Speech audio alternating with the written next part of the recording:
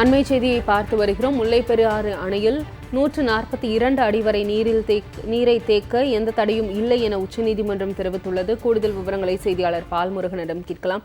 பால்முருகன், தற்போது இந்த விவகாரம் தொடர்பாக உச்சநீதிமன்றம் என்ன தெளிவுபடுத்தியிருக்காங்க? உச்சநீதிமன்றத்தில் முல்லைப் பெரியாறு அணை பாதுகாப்பு தொடர்பாக கேரளாவிலிருந்து பல மனுக்கள் தொடர்ந்து தாக்கல் செய்யப்பட்டு வருகின்றன. அந்த வழக்கு தான் இன்று விசாரணைக்கு வந்தது. அப்போதுதான் நீதிமன்றம் இந்த முல்லைப் பெரியாறு அணையில் 142 அடி வரை தண்ணீரை தேக்குவதற்கு எந்த தடையும் இல்லை.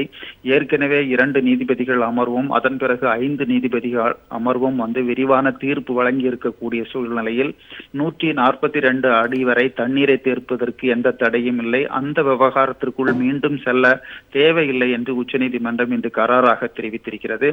அதே நேரத்தில் தமிழ்நாடு அரசு அதாவது உச்சநீதிமன்றத்தில் தாக்கல் செய்துள்ள மனுவில் இந்த அணையை பராமரிப்பதற்கும் பாதுகாப்பதற்கும் பலப்படுத்துவதற்கும் கேரள அரசு தொடர்ந்து தடையாக இருந்து வருகிறது என்று மனு தாக்கல் செய்திருக்கிறது. அந்த வழக்கு இன்று விசாரணைக்கு வந்தது. அப்போது அணையை பராமரிப்பதற்கும் பலப்படுத்துவதற்கும் மரங்களை அகற்றுவதற்கும் சாலை அமைப்பதற்கும் கேரள அரசு தொடர்ந்து தடையாக இருந்து வருவதாக தமிழ்நாடு வாதங்களை முன்வைத்தது.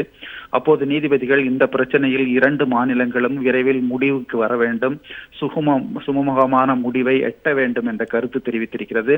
அது மட்டுமல்ல, இது தொடர்பான வழக்குகளை பிப்ரவரி 20ஆம் தேதி மீண்டும் விசாரிப்பதாகவும் தெரிவித்திருக்கிறது. அதே நேரத்தில் முல்லைப் பெரியாறு அணையினுடைய பராமரிப்பு அதாவது மேற்பார்வை கண்காணிப்பு குழு ஏற்கனவே உச்சநீதிமன்ற தீர்ப்புப்படி அமைக்கப்பட்டிருந்தது.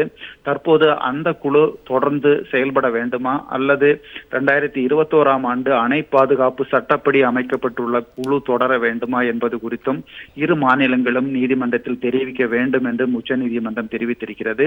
அதே நேரத்தில் இந்த 142 அடி வரை தண்ணீரை தேக்குவதற்கு எந்த தடையும் இல்லை, அந்த விவகாரத்திற்குள் மீண்டும் செல்ல தேவையில்லை என்றும் உச்சநீதிமன்றம் இன்று தெளிவுபடுத்தியிருக்கிறது. திவ்யா, முல்லைப் பெரியாறு அணையில் 142 அடி வரை நீரை தேக்க எந்த தடையும் இல்லை என உச்சநீதிமன்றம் தெரிவித்துள்ளது. இது குறித்த கூடுதல் விவரங்களுக்கு நன்றி பால்முருகன்.